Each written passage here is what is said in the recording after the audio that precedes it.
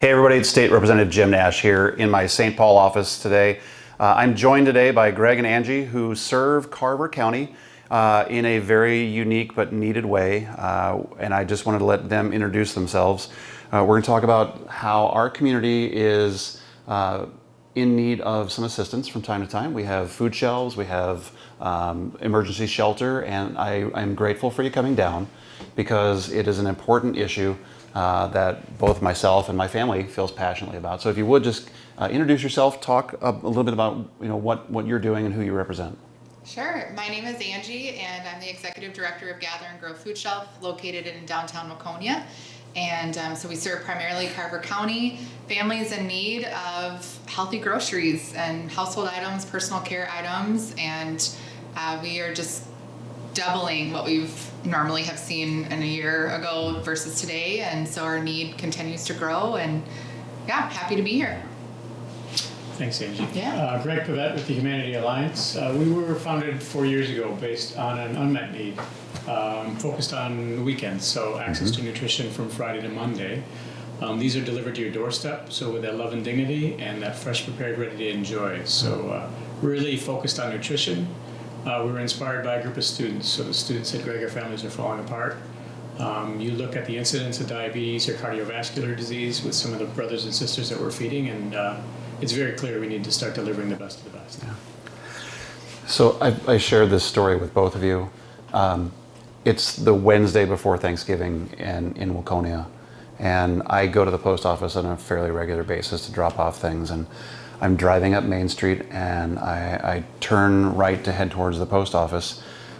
Your food shelf is right there, and it's Thanksgiving, and I notice in Waconia, which is a small town, that there's a line out the door, and I recognize some people that are there, and I think that what came to mind for me is I know these folks, and I've served them for a long time as city councilman, mayor, and state representative. I think sometimes we have the wrong impression of people who might need some help, and we say, oh well, those are not our kind of people. They're people that we live next door to. We go to church with them. So maybe talk about what you know from you call them shoppers and brothers and sisters, but talk about who it is we're trying to help in the efforts that we undertake. Sure, yeah. I love when we have school-age kids come and tour, because I love to talk about this piece, because I think that a lot of people in our community can be naive to the fact that there is need everywhere. There's a lot of families that are one car repair away from not being able to feed their families, or there's just too many days left till payday. And, Waconia is in spring break this week, which means these kids aren't getting school meals. And so we've bumped up what we're giving families this week to just help families get through the week to feed their kids healthy options. And so it is not always the beggar on the street that is in need of food. And we serve a lot of families that maybe just have one parent working. It could be your neighbor. Yeah. And I love shining that light on that aspect, because that is part of that stigma of needing food and being hungry, and any of us could find ourselves a few medical bills into that spot, right? And so that's our purpose. So as we founded a nonprofit and started Humanity Alliance 4 years ago. I spent most of my career on the for-profit side. So what was interesting was now running a nonprofit, very difficult to do with your own money. So spent what was left of my retirement account, did the low interest rate credit card, because if you believe in what you're doing, you double down on that. So I'm at the food shelf as a family, and we're like, all right, well, how do we navigate through this? We saw a significant amount of trauma related to kind of if you will, a shakedown, with good intentions. But then we saw like the output and the outcome as a family.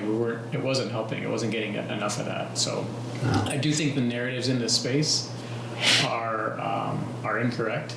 I do think there's an event that happens in somebody's life. They slip on the ice and you have a brain injury, and that moves you into this space where you've never been before. So it's amazing to have partnerships like Gather and Grow in that neighborhood to be able to support us there.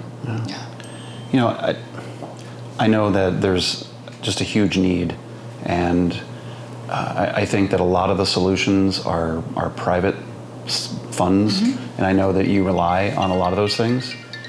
Talk about how you're getting the help that you need, so that we can help our neighbors. Because I think, once again, to go past the government is the solution. There's a place for the government to help, but there's also an appeal, and that's kind of why I wanted to talk. There's an appeal to the people who want to help. Right. How do they get in touch with you? How do they connect with you? How do they make a monthly donation of either funds or food? So talk about that. Yeah, I think both of us really rely a lot on our community, and from community donations. Right now is Minnesota Food Share Campaign month, and so we're really working with a lot of churches in our community and just businesses in the community around donating specific items that we need or funds. We always have updated lists of our most needed items on our website and on our social media, on our Facebook page, Instagram. And because there's definitely things now that we're paying at cost for that we used to could get cheaper at our food bank. And so we really rely heavily on our community to donate those specific items that are popular with our shoppers. They're easy to, add something into a meal and make a meal for a family that we just can't always buy ourselves.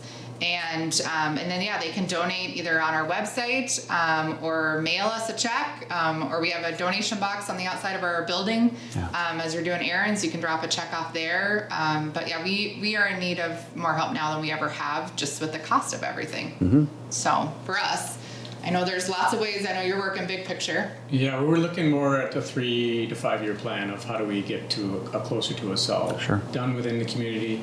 Could be an empty asset, like a church building sitting empty in Cologne, as an example. We're able to retrofit that and start to serve at a greater level. The long-term vision is that the community is now serving itself and has the tools to be able to serve itself. What are the tools that we need to be setting out in front of people so that they can do that? No different than if I was building the commercial kitchen we just built in Victoria, and I learned how to do that because somebody showed me and somebody gave me those tools. So it's the same situation. I think the model, and Gather and Grow really breaks the model. When you walk into Gather and Grow, it looks like a grocery store. It feels like something different. You can't tell if that's a volunteer or a meal recipient. Right. So that beauty, but the model of a traditional food shelf, if you looked at the outcomes and the output, it's broken. We're not moving the dial fast enough, quick enough to be able to actually serve. And Angie, I know, because my wife put some volunteer time in at Gather and Grow.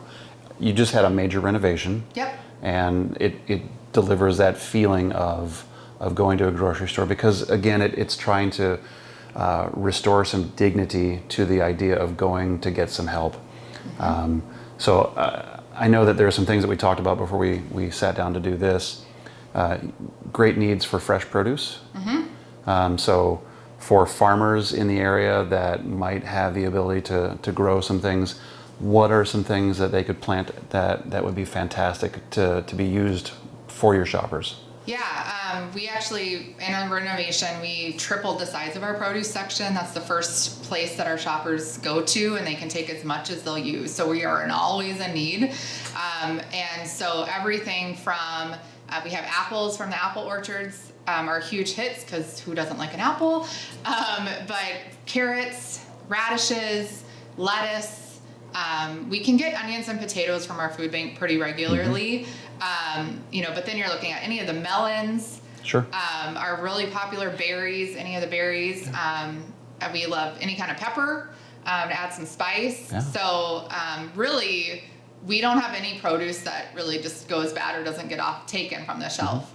There's sometimes with odd things that we have to kind of explain what they are, because our shoppers don't always have access to that stuff, right? So you're providing a recipe or, explanation of what kind of squash it is and what you can do with it. But no, we love fresh produce donations. I know you have your own garden that you're growing. A lot of churches in our community donate their produce that they grow to us.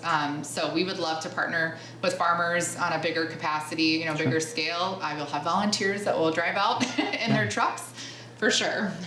Yeah, I hear Father Stan's got a good raspberry plot. I haven't been to it yet, though, but Yes, I think that's a good one to go to. Well, I appreciate you coming down today. I'm going to make a commitment that I try every year here to do a food drive, but would love to encourage the people in our Carver County area to join me in putting some effort into helping you all out, because it is truly the person that might be living down the street from you that you have no idea where they are. Yeah.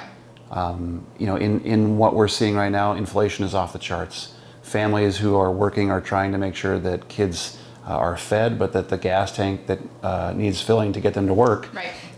is filled. Yeah. So inflation and the cost of everything has gone through the roof, and you all are really a tremendous blessing to our community.